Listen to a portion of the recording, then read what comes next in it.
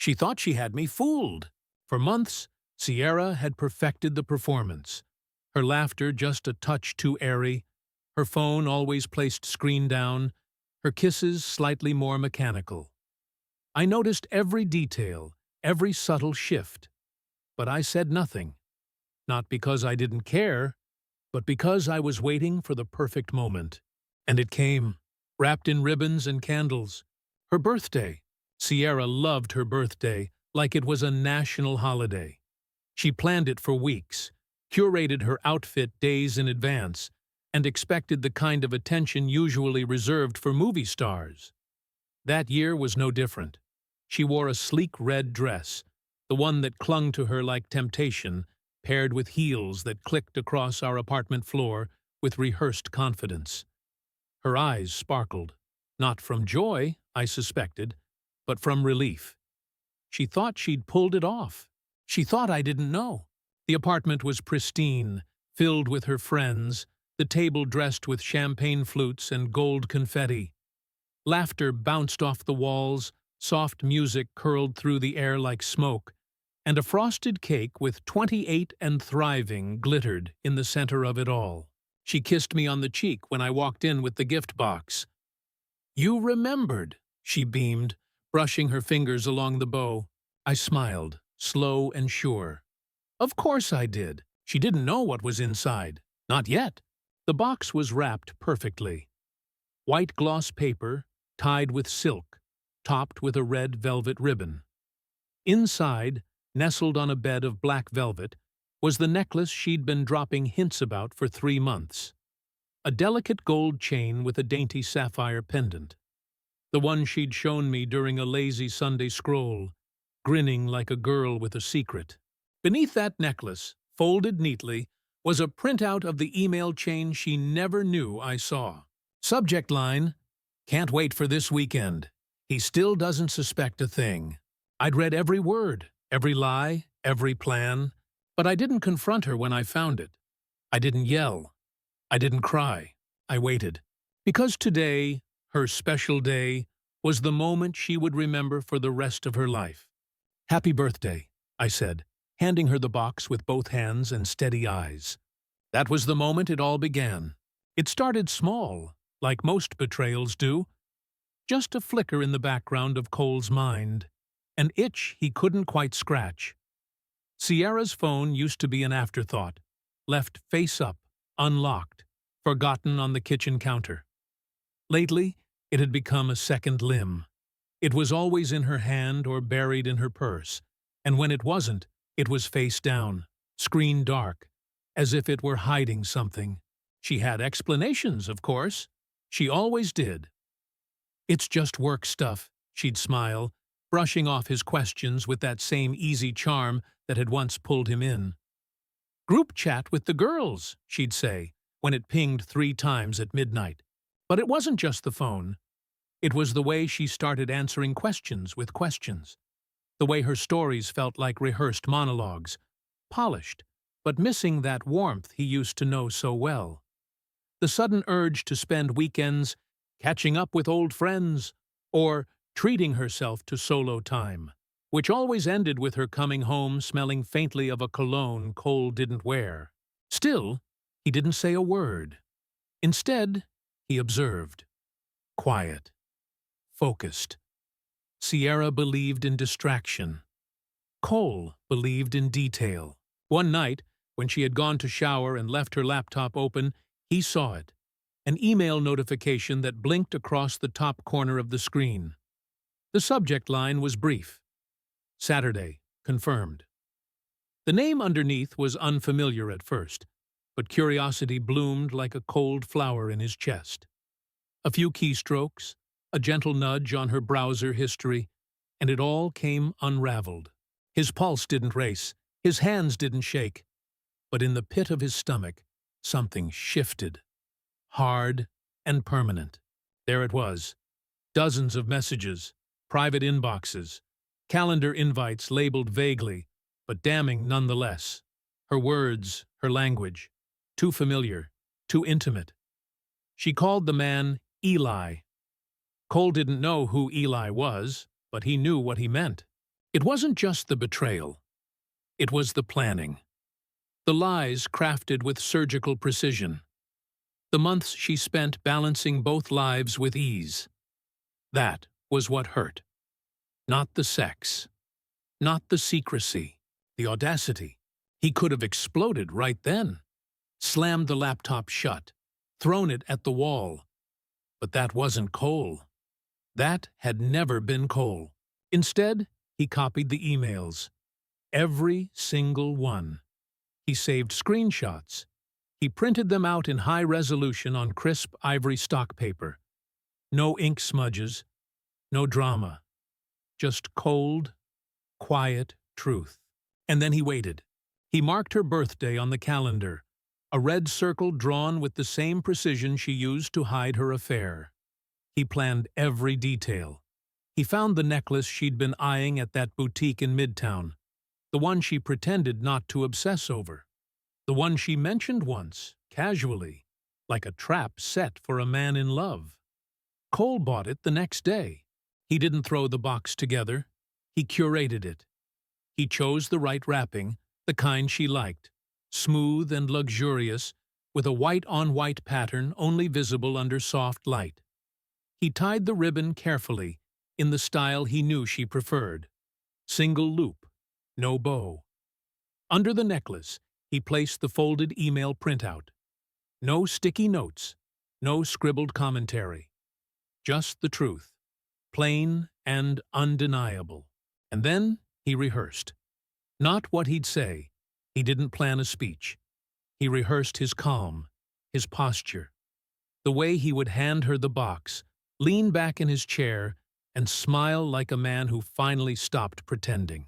There would be no screaming match, no tears, not from him.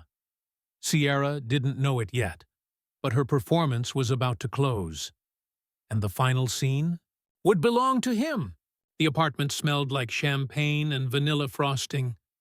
The lighting was soft, intentionally warm, casting everyone in a flattering glow.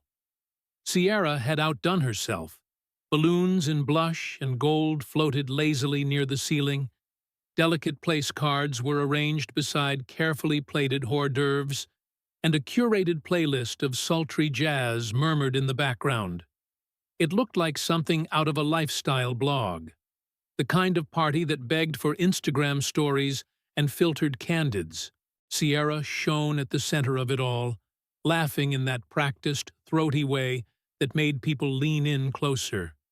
She wore the crimson slip dress that clung to her like heat, the one she once told Cole made her feel unapologetically dangerous.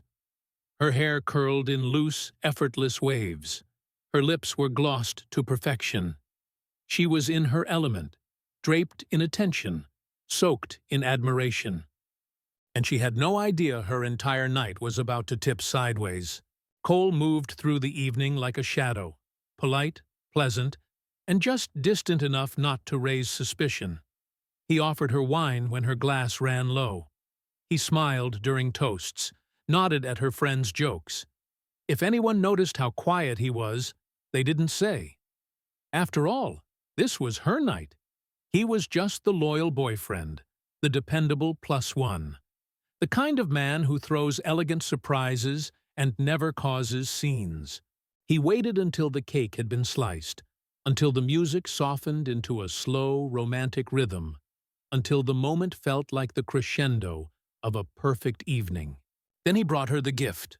The box gleamed under the pendant lights, wrapped in elegant white with a blood-red ribbon tied just tight enough to suggest care, but not affection. Sierra's eyes lit up when she saw it. "You remembered," she whispered, her voice low and grateful, as if they were alone. "Of course," Cole said, his smile unreadable. She opened the box slowly, savoring the attention. First came the necklace.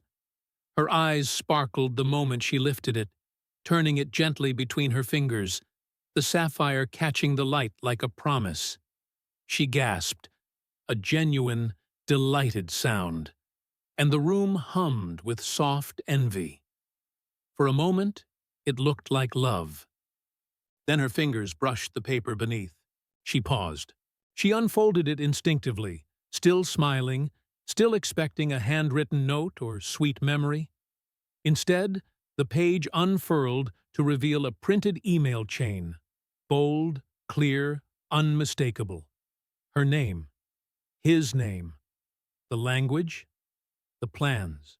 The smile slipped, first from her lips, then from her eyes. Cole watched it happen in real time. The flicker of confusion, the quiet panic behind her pupils, the way her fingers trembled as she reached the end. Her mouth opened, but no words came out. Silence fell like a curtain over the room. Conversations died mid-sentence. Glasses froze halfway to lips. Cole stood then, slow and deliberate. He adjusted the cuff of his jacket, met her eyes with the same calm he'd practiced for weeks. "You can celebrate with him now," he said, his voice steady. "I'm done." And without waiting for a single word, he turned and walked out. The door clicked shut behind him, but the silence he left behind echoed louder than any slammed exit ever could. Cole didn't look back. He didn't need to. He could already picture it all. The way her fingers would stay frozen mid-air, still clutching that printout like it was made of glass. The necklace would still be in her lap, now meaningless. Her mouth likely still hung open, struggling to summon an explanation that wouldn't come. Because there was no explanation left that could reach him. Not now. Outside, the city carried on, uncaring. The streets buzzed with the usual weekend energy, cars honking, music thumping from a nearby rooftop bar, a couple laughing drunkenly as they stumbled past the building's entrance. It was ordinary, perfectly so, and Cole welcomed it. He exhaled slowly, letting the cold air slip into his lungs and erase the last traces of champagne and betrayal that had clung to him in that apartment. He didn't rush to the elevator. There was no need to escape. He had already left long before he physically walked out. Emotionally, he'd been gone the moment he folded that email chain and slid it beneath the necklace. He had already mourned the relationship, already buried the man he used to be when he still believed her. What he felt now wasn't heartbreak. It was something cleaner, lighter. Freedom! In the elevator, his reflection stared back at him, tie slightly loosened, jaw tense, but eyes calm. That part surprised even him. He had expected a crack, maybe a tremor of regret. But there was nothing, just relief and finality. By the time the elevator reached the lobby, Cole already had his phone out. He deleted her number without hesitation. He scrolled through his photos, pausing only once, on a picture from a beach vacation they'd taken 2 summers ago. Sierra had been mid-laugh, hair tangled from the wind, her hand reaching for his. He looked at it for 3 seconds, then tapped delete. When the cold air of the night hit his face as he stepped outside, he embraced it. It felt honest. No pretense, no warmth pretending to be love. Just air and space and the clean slate he'd earned. Upstairs, he imagined Sierra fumbling for an excuse in front of her stunned guests. Would she blame him for making a scene? Would she cry? Beg? Deny? None of it mattered, because he wouldn't be there to hear it. Cole didn't want revenge in the traditional sense. He didn't want yelling, chaos, or any dramatic confrontation. No, what he wanted was something much more precise. A moment so calm and calculated that it would echo in her mind for years. And that's exactly what he gave her. He gave her the truth.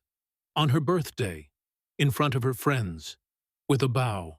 And now, he walked away without ever raising his voice, without needing to say another word. Because the silence was the goodbye.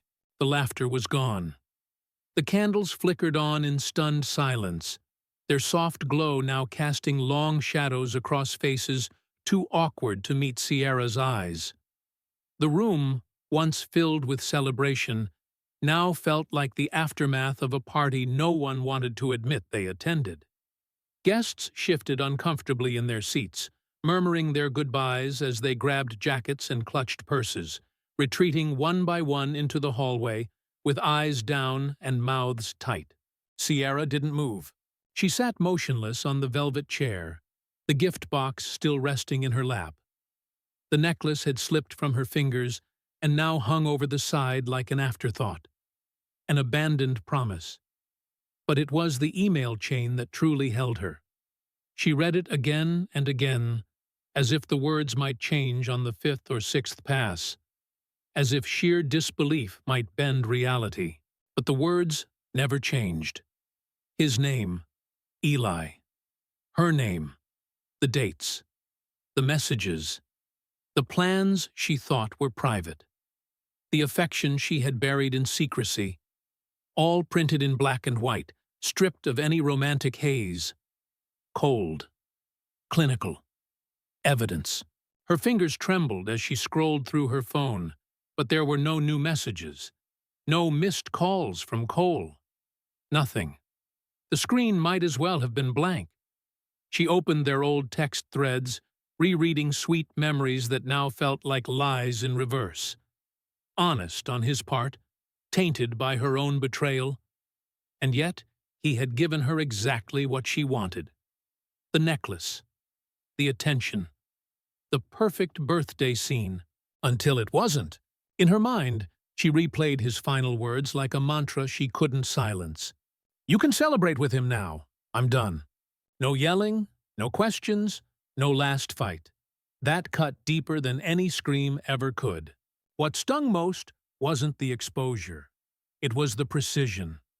The way Cole had known exactly how and when to strike. She had underestimated him, believed that his calm demeanor was a sign of passivity. She thought she could control the narrative, that her charm could always buy her more time. But she'd mistaken silence for weakness. And now she sat in the wreckage of her own making, the star of a show that ended on someone else's cue. Eventually, the room was empty. Even the music had stopped, its final notes fading into the stillness like an afterthought. Sierra stood slowly, her legs unsteady. She walked to the window, staring out at the city that glittered below, trying to ground herself. But the weight of what she'd lost pressed in from all sides. There was no text she could send that would fix this. No apology rehearsed enough to undo what he now knew. He had given her everything she asked for. And then, with perfect timing, he took everything back. The gift box lay open on the table behind her, silent and damning. A symbol of the night she thought she had won. Until she realized he had written the ending long before she even lit the candles, and she would remember this birthday for the rest of her life.